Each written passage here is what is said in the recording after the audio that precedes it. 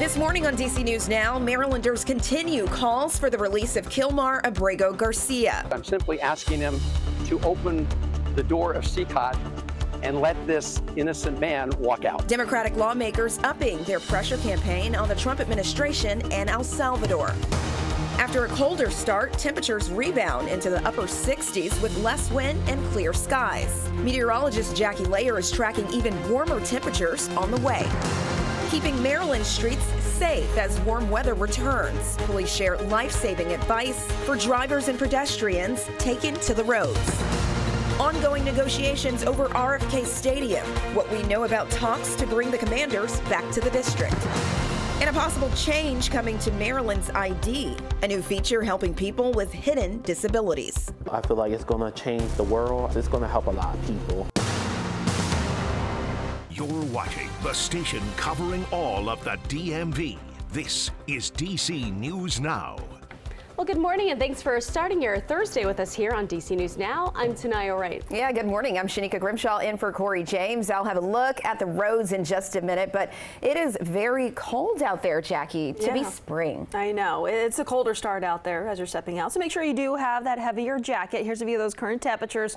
Talking about those 30s to low to mid 40s. Now, the sunrise will be just ahead of 6:30, so we'll likely see these temperatures dropping a little bit more right around that time frame as well. We're talking about those temperatures right into those lower 30s, right around the freezing mark for Martinsburg, Winchester as well. DC, we're still holding into those middle 40s at this point. Satellite and radar, we have less wind out there. We have those clear skies allowing those temperatures to drop. High pressure down towards our south and west. That will keep us dry out there, and it's also going to keep us sun-filled out there for your Thursday. So clear and chilly out there this morning. Will be bright and mild by about 11 a.m. temperatures into those 50s. We're talking about those 60s, at least into those middle 60s later on this afternoon into the early evening. And that's seasonable for this time of the year. Now, as we get towards tomorrow, we're going to be warming things up to round out the week. More details on that, and we'll get towards the rest of that 7-day in just a few minutes. Shanika. All right, let's take a look at the roadways here. This is MDOT positioning the camera here. We are seeing some congestion out there. That's because there's a crash. BW Parkway heading northbound just past 197. Now, this is a high crash prone area. 197, yeah, it is definitely busy through Laurel. You could see those brake lights there. All right, we're just going to switch over to the maps here. DC 295 is slowing right past Kenilworth Avenue. Here's where that crash is. That is through Laurel. You are seeing just a bit of a slowdown there, and you saw it on the live traffic cameras. MDOT is trying to position that camera. Now looking at the Woodrow Wilson Bridge, it's looking good to go. So if you're heading from Maryland into Virginia, you'll just probably see like a tap on your brakes because you do get a bit busy just past 210 Indian Head Highway.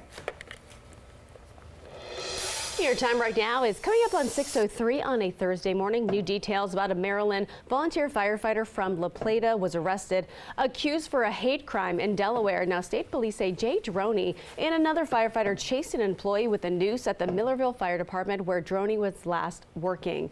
Now, this happened in February of 2024, but was not reported until last Wednesday. Police also say during the incident, Droney made a racist comment to the victim.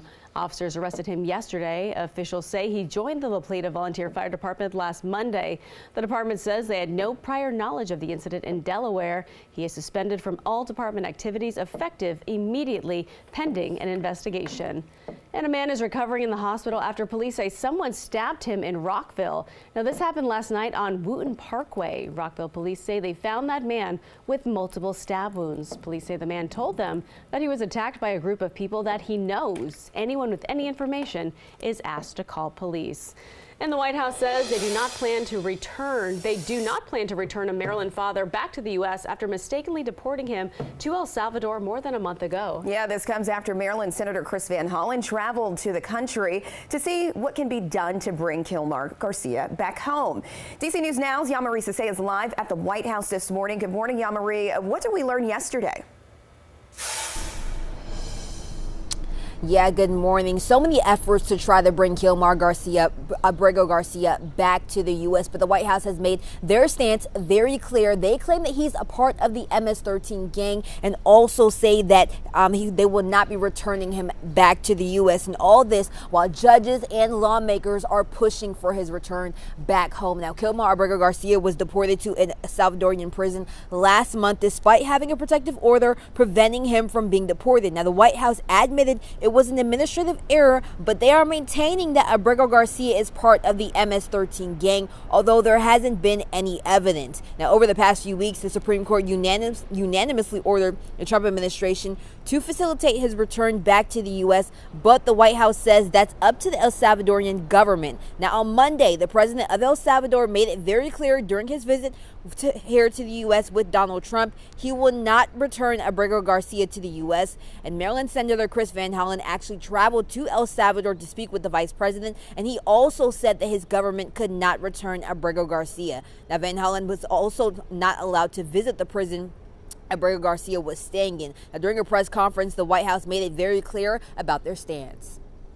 Let me reiterate, Kilmar Abrego Garcia is an illegal alien, MS-13 gang member and foreign terrorist who was deported back to his home country.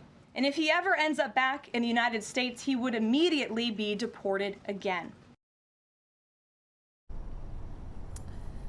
Now, a federal judge has found a probable cause to hold the Trump administration accountable in contempt for not following the deportation order. Now, reporting for DC News Now, I'm Yalmer Sase.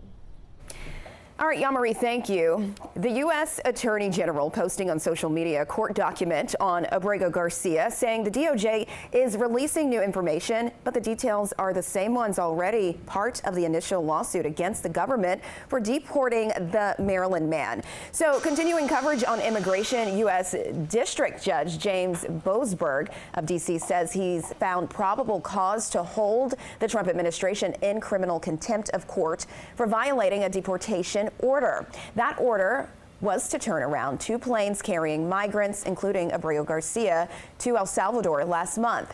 The White House invoked the Alien Enemies Act to speed up mass deportations, claiming there was an invasion of gang members from Venezuela. And the State Department is revoking the visas of hundreds of international students. This is including here in the DMV. Georgetown University says 10 of its community members had their immigration statuses terminated. The government did not inform the university either. Now, George Mason University has 15 students affected. George Washington says a small number of students are affected by this. Secretary of State Marco Rubio says the government is focusing on visa holders acting counter to national interest, but people we spoke with say it goes beyond that. Really an attack on the fundamental character of the United States. You know, foundational to who we are as a country is this idea of freedom of expression. It's the First Amendment. A tracker from a website, Inside Higher Ed, shows more than 1,300 students from more than 210 colleges and universities have been affected. And Harvard is planning to challenge the Trump administration, which could test the limits of government power. On Monday, Harvard became the first university to openly defy the Trump administration as it demands sweeping changes to limit activism on campus. Harvard's president said he's prepared to go beyond the government's authority. He says no government, regardless of which party is in power, should dictate what private universities can teach. All right, in the district, the Commanders in D.C. are getting close to a deal to return the football team back to the nation's capital. The mayor's office says they plan to share details on a budget plan soon, and a source familiar with the talks says the deal has not been agreed upon yet and negotiations are ongoing. We did contact the Commanders, who says they're not in the position right now to comment. And staying in the district they remain in financial limbo as city leaders prepare for a $1 billion budget hole. The mayor is starting a hiring freeze and says spending freezes are next. The city says they also anticipate furloughs and could be forced to close some facilities. The mayor saying this applies to all agencies, including fire and police. Now, that's a decision first responders find concerning. Residents can absolutely expect to see significantly less officers on their street and fewer officers responding to serious events. And that's a concern. Agencies can ask for exemptions, but they'll be considered on a case-by-case basis. And we're learning more about a safety meeting between Metro leaders and Transportation Secretary Sean Duffy. Now, according to Metro, they talked about WMATA's efforts to cut down on people skipping out on paying. Now, the meeting also focused on an incident that happened at Navy Yard Station on Tuesday night. People say a man who did not pay his fare stabbed a transit officer in the face. WMATA also highlighting Metro's 7-year low in serious crime. Metro says it is getting rid of 500 bus stops across the DMV. This is all part of their Better Bus Network plan. Now, Metro says it wants to make bus service faster and more direct. Part of the protocol for elimination was looking at bus stops that were less than 700 feet apart and how many people use them. And looking ahead, Metro says that there will be delays on the Red Line. That's right. WMATA says crews will be working on tracks over Easter weekend. The Brookline Metro station will be closed and no Red Line service at the Fort Totten station, but there will be free shuttle buses between Rhode Island Avenue and Tacoma, and crews will be replacing the switch machines on the tracks. All right, your time right now is 6:10 on a Thursday. Virginia students getting hands-on experience in the tech industry. That's right. The new program helping shape future engineers in the Commonwealth. And a big basketball weekend in Frederick. All the fun coming to this weekend's TBL All-Star Weekend. But first, we are taking a live look outside. Jackie, what can people expect when they step out? We're out there right now. We're still a bit on the chilly side. Most areas starting off in the 30s and 40s at this point. We'll eventually see those highs seasonable into those middle 60s and that sunshine that we're going to be tracking for the day today. But we are in for a warm up the next couple of days. More details on that right after the break.